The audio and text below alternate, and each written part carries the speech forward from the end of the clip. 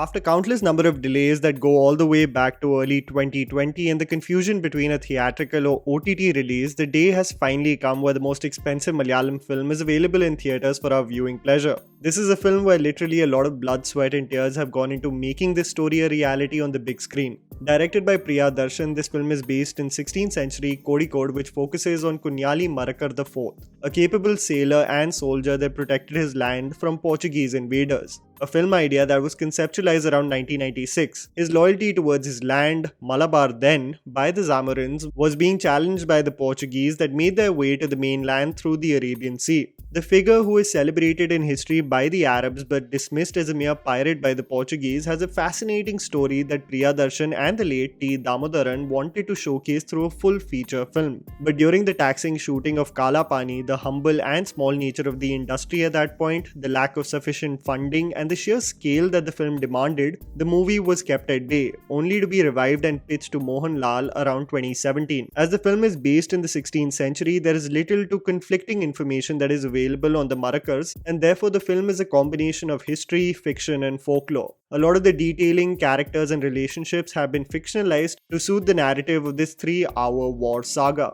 The crazy and amusing part about Marakar is that before the masses could ever see it, the film has bagged 3 national awards for Best Film, Costume and VFX. This is a fascinating feat as there is little to no pictorial evidence of the Marakars, their costumes and how they looked. Does Marakar tick all the boxes to be an epic spectacle that we all envision through the trailer? Can it have the ability of breaking box office records already broken by Mohanlal in the Malayalam film industry?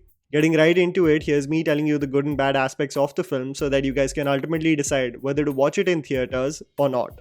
The underwhelming aspects. Length and subplots. This war epic is 3 hours long and I would have loved to tell you that all of its running time is justified, but sadly that is not the case. If you go out of your way to really dissect the film and its screenplay, then you can point out several subplots and scenes that could have been eradicated from its edit. The film has the ability to be a crisp and engaging edit if at least 20 to 25 minutes of this film were chopped down. The bewildering aspect about the movie is that what audiences would envision would be its prime focus is already dealt with in the first half. Without revealing anything, your experience of watching this film will definitely be of 2 halves, one which beautifully engages you through its storytelling and visuals initially, and the other that develops a sense of exhaustion in its concluding moments. If you look at the subplots of the movie involving a gang that indulges in thievery, internal conflict within the Zamorin kingdom, the plotline with Kirti Suresh's character and the confusion and turmoil that commences, all of it leads to a dispersed focus from the perspective of the film. And I genuinely believe that what could have soared into becoming an epic for the ages gets bogged down due to such subplots.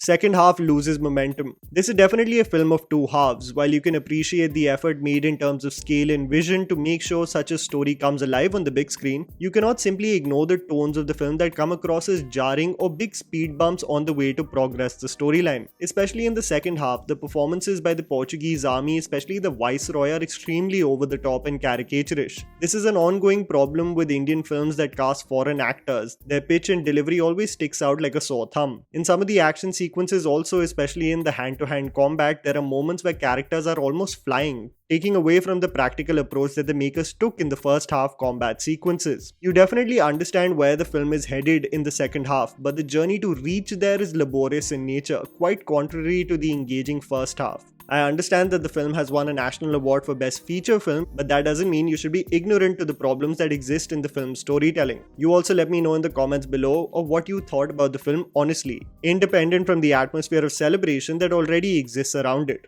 The good. Scale and vision. The beautiful scale of this film cannot be discounted in any way. I was absolutely blown away by the first half and the level of detailing that went into making the story from the 16th century of India a reality on the big screen. I think many Indians will attest to the fact that they did not know about the story of Kunyali Marakar before this film. Even if so, it would have been just mentioned as a small excerpt from their history books. What this film required was a scale and execution, which thankfully Priya Darshan has successfully showcased through this movie. Everything from the royal courtrooms, the aerial shots of the battles commencing, the opulent nature of the armies both in the Zamorin kingdom as well as the Portuguese, this film is meant to be seen in theatres. The fact that a direct OTT release was even being considered would have been a huge disservice to the film that has been presented on such a big scale.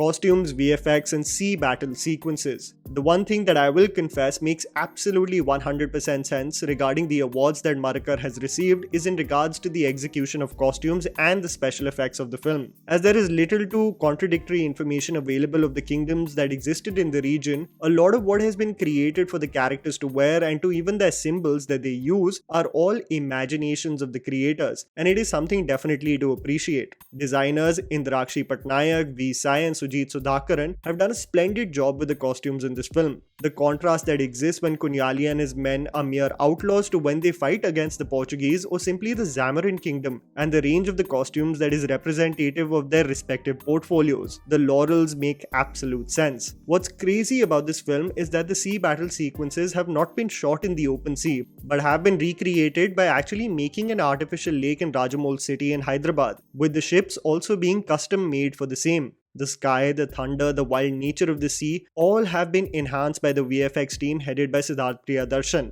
This is something that I think everyone will be totally convinced and impressed by. The battle at sea leading to the best part of the film, which is the interval point, is something that really stands out as the film's most memorable sequence. Mohanlal and a few performances.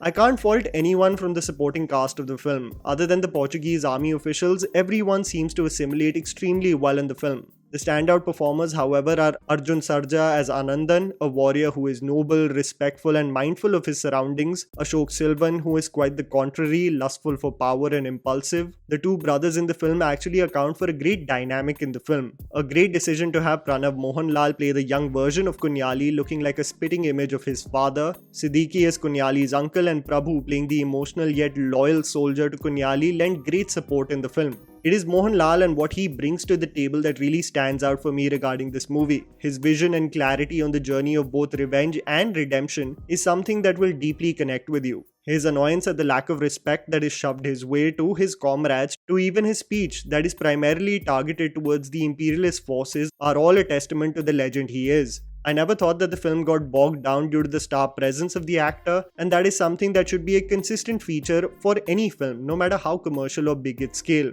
I would like to conclude by saying that I probably expected more from this film. It did not blow me away with respect to the way it was pitched. It's a story that needed this scale and vision executed by Priyadarshan, but was definitely let down with its snail-like screenplay in its second half. I see many people defending this film because it won a national award for Best Feature Film, but that should not be your only precedent to praise it. With many speed bumps on the way, Marakar is only a good attempt at telling us a story of an unsung hero. Will it do great business in theatres? Probably yes. Is it an epic that will be remembered for years to come for its storytelling? Probably not. And that was the video, guys. Write down in the comments below what you thought about the movie. Please don't forget to follow me on Instagram. The handles are right in front of you. Follow me at JammyPants4. Also, please support us by smashing the like button and subscribing to our channel for weekly content ahead. Thank you for watching.